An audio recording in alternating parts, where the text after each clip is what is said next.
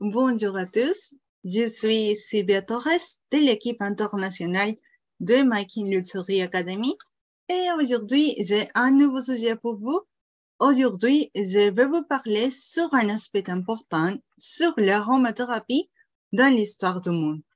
Si ce sujet vous intéresse et vous voulez en apprendre plus, abonnez-vous à notre chaîne. Et nous allons commencer. L'histoire. Les plantes ont été utilisées comme médecine dans les cultures ancestrales. Pour cette raison, l'aromathérapie est considérée comme la fille de la phytothérapie. Les preuves historiques, comme les fouilles dans l'île de Chypre, montrent que les premiers appareils artisanaux de distillation ont 4000 ans. Et d'abord, je vais vous parler sur l'histoire de l'aromathérapie dans la culture égyptienne. La culture égyptienne utilisait des huiles balsamiques et mélange de myrrhe, d'encens et d'autres épices pour le processus d'embaumement des momies. De plus, les Égyptiens connaissaient la technique d'extraction à base de lipides qui s'appelle enfleurage et qui s'utilisait en parfumerie. Alors, nous avons aussi la culture chinoise. La culture chinoise de 1700 avant Jésus-Christ a une longue histoire d'utilisation de sèvres et aussi des huiles essentielles.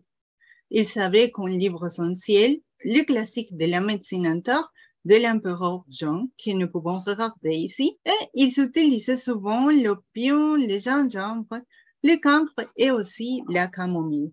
En outre, nous avons la culture hindoue. La culture hindoue, 2000 avant Jésus-Christ, utilisait la Ayurveda et ils ont écrit les livres sacrés de Veda. C'est lui qui contient les premières formules utilisant le Rig Veda.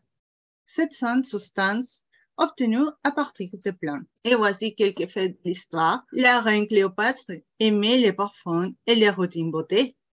Elle était connue par sa fastueuse parfumerie et aussi par son usage des huiles essentielles. En outre, à l'époque où l'Europe était dévastée par la peste bubonique, c'est-à-dire de 1346 à 1353, il y avait un mélange botanique appelé les 4 voleurs ou Forsyth Blending en anglais, composé de romarin, thym, eucalyptus et cannelle. Et il faut remarquer comment un squelette aromathérapie a été créé. Cette terre a été créée en 1928 par le chimiste parfumeur français René Gattefossé à la suite d'un accident dans son laboratoire où il s'est volé l'élément et il les a placés par hasard dans un récipient rempli de lavande. Ainsi, il a découvert les propriétés calmantes, antiseptiques et anti-inflammatoires de la lavande. Et dans l'actualité, actuellement, la distillation est très exclusive et de dernière génération et on obtient des huiles essentielles de la meilleure qualité. Pour en savoir plus sur ce sujet, visitez-nous sur www.making.us, sur notre groupe Facebook, Luxury Academy, et aussi suivez-nous sur nos réseaux sociaux.